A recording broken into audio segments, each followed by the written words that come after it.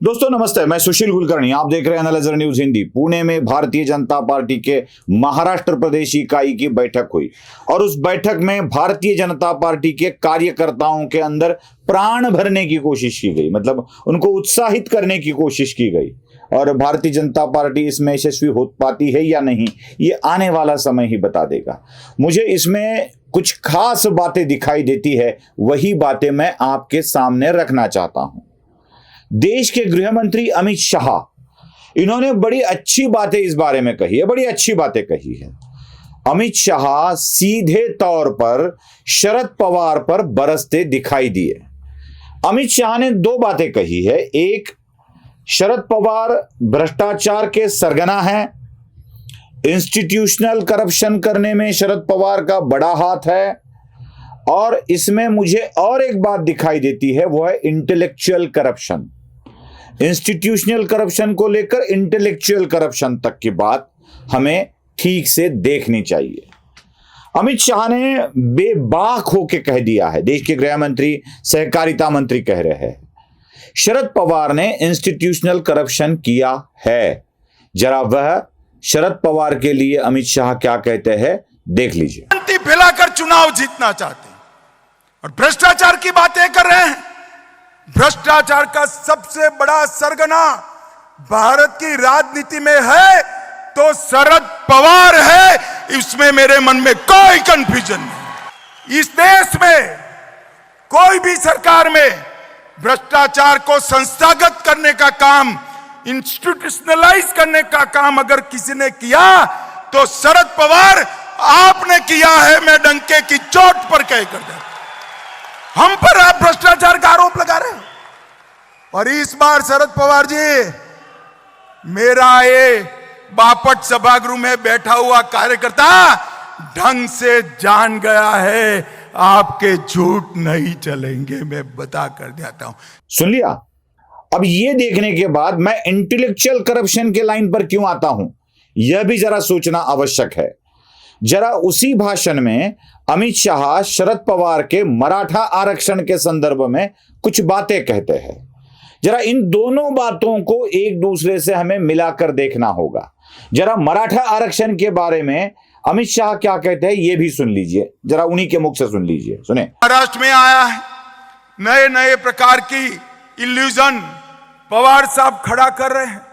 मैं आज पवार साहब को कहने आया हूं, हमारे देवेंद्र जी, दादा शिंदे जी, अजीत दादा शिंदे जी, ये सब जवाब दे रहे हैं, मगर दूर से मेरा एक निरीक्षण है, मैं आप लोगों के साथ शेयर करना चाहता हूं। जब जब महाराष्ट्र में भाजपा सरकार आती है, मराठा को रिजर्वेशन प्राप्त होता है। जब जब महाराष्ट्र में भाजपा सरकार आती है, मराठा रिजर्वेशन प्राप्त होता है। और जब जब शरद पवार की सरकार आती है, मराठा रिजर्वेशन गायब हो जाता है। सुना। अब अमित शाह के इन दोनों बातों को मिलाकर हमें चलना होगा। पहले भ्रष्टाचार को संस्थागत स्वरूप क्या होता है यह समझ लीजिए। किसे कहते हैं, मतलब लोग यूं शुरू हो जाते हैं, बाद में फिर भारतीय जनता पार्टी के समर्थक शुरू हो जाते हैं, बाकी लोग शुरू हो जाते हैं कि अजित पवार के साथ क्या किया, छगन भुजबल को क्यों साथ ले लिया, जब आपके साथ आ जाते हैं तो करप्शन नहीं होता है क्या, ये बातें शुरू कर देते हैं। मैं उन करप्शन की बात नहीं कर रहा हूं, मैं संस्थात्मक करप्शन की बात कर रहा हूं। मतलब शरद पवार के ऊपर बैंक में, शिखर बैंक जो राज्य सहकारिता शिखर बैंक है, उसमें कितना अपहार हुआ है, क्यों फिर वो सिंचन के सिंचाई वाले मामलों में कितना अपहार हुआ है, शुगर फैक्ट्रीज में कितना अपहार हुआ है, उन बातों पर मैं नहीं जा रहा हूं। उसकी बात अलग से मैंने की है, करता रहूंगा, बातें होती रहेगी, उसमें हम बताते रहेंगे कि क्या क्या हुआ है, उसमें किसने भ्रष्टाचार किया है, यह भी देखना पड़ेगा। लेकिन मैं उस इंस्टीट्यूशनल करप्शन की बात कर रहा हूं जिन करोड़ों रुपयों की प्रॉपर्टी वाली संस्थाओं को शरद पवार ने अपने कब्जे में किया है। शरद पवार की राजनीतिक करियर में एक सूत फैक्ट्री, सूत बनाने वाली, कपास से सूत बनाने वाली फैक्ट्री, और एक सहकारिता वाला बाजार, जो से कोऑपरेटिव बाजार कहते हैं, वह संस्थाएं स्थापन करने का उनके पक्ष में जाता है। वही उन्होंने दो की है और जो बंद हुई बाद में। शरद पवार ने हर संस्था को अपने कब्जे में किया है, अपने कब्जे में किया है, और वह संस्थाएं जो दूसरों ने स्थापित की थी। रयत शिक्षण संस्था से लेके सरकार की वसंतदादा शुगर इंस्टीट्यूट या पुणे शिक्षण मंडल, इन सारी संस्थाओं को शरद पवार ने अपने कब्जे में कर लिया। बात उन्हीं की जाती है जिन संस्थाओं की चर्चा होती रहती है। मतलब हमेशा वसंतदादा पाटिल इंस्टीट्यूट की बात होती है, हमेशा रयत शिक्षण संस्था की बात होती है, या बारामती की अन्य संस्थाओं की बात होती है, या शुगर फैक्ट्रीज की बात होती है। मैं उन संस्थाओं के बारे में आपको बता रहा हूं जो संस्थाएं करोड़ों की प्रॉपर्टी तो रखती है ही है, लेकिन दूसरे किसी ने स्थापित की थी, शरद पवार ने उनको अपने कब्जे में कर लिया। और वो है मुंबई का ग्रंथालय संघ, दूसरी वो लाइब्रेरी जहां पे फिल्में बनती है, एशियाटिक लाइब्रेरी, जिसकी प्रॉपर्टी बहुत बड़ी है। ऐसी कई संस्थाएं, यशवंतराव चव्हाण प्रतिष्ठान शरद पवार ने बनाया तो किसी और नजर से था। यशवंतराव चव्हाण प्रतिष्ठान की इमारत देख लीजिए, जिसमें केतकी चित्रे ने उसके ऊपर सरकार को फंसाने का आरोप लगाया है। यशवंतराव चव्हाण प्रतिष्ठान जो मंत्रालय के ठीक सामने उसका सभागार भी है, वहां पे राज्य शिखर बैंक के ऑफिसेस भी बैठते हैं। ये सारी संस्थाओं से बहुत सारा पैसा प्राप्त करने का काम ये संस्थाएं करने लगी, और ये जिंदगी भर के लिए पवार साहब के कब्जे में चली गई। इंस्टीट्यूशनल करप्शन, संस्थाओं का दुरुपयोग। मैं इसमें पैसे खाए या नहीं खाए वो आरोप करने वाले करते रहेंगे, मैं ये आरोप नहीं कर रहा हूं। उन संस्थाओं को अपने कब्जे में रखकर अपने नरेटिव को, अपनी विचारधाराओं को फैलाने के लिए उसका उपयोग करना, यह संस्थात्मक भ्रष्टाचार होता आया है। यह संस्थात्मक भ्रष्टाचार होता आया है। जब भी यशवंतराव चव्हाण प्रतिष्ठान की बात निकलती है तो बुला लो, समाजवादियों को बुला लो, लिबरांडों को बुला लो, अन्य लोगों को बुला लो और कह दो उनको शुरू कर दो। आपको याद होगा सिंहासन नाम का एक पिक्चर बना था, जब्बार पटेल ने बनाया हुआ। उसके कुछ साल होने के लिए एक समारोह रखा गया और उसमें भारतीय राजनीति की चर्चा की गई। बस फैलाओ, भ्रम की बातें फैला दो, भ्रम की बातें फैला दो।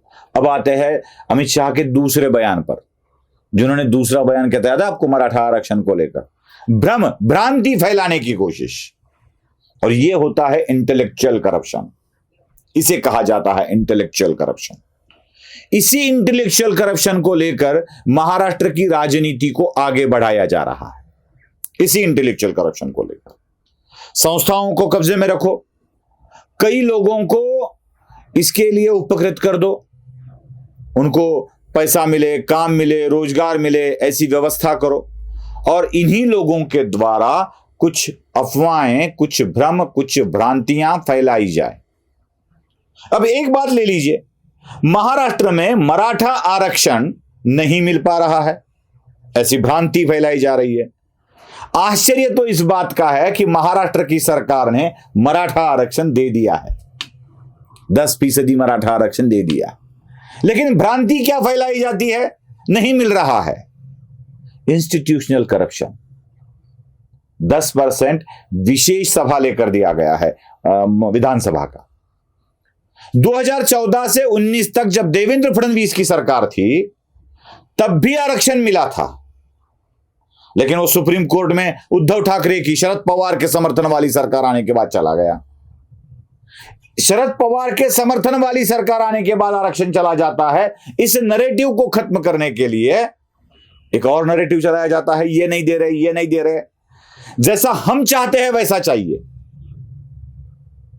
हम कैसे चाहिए? हमें जैसा हम चाहते हैं वैसा चाहिए, जो आप दे रहे हैं वो नहीं चाहिए हमें, इसलिए नहीं मिला है।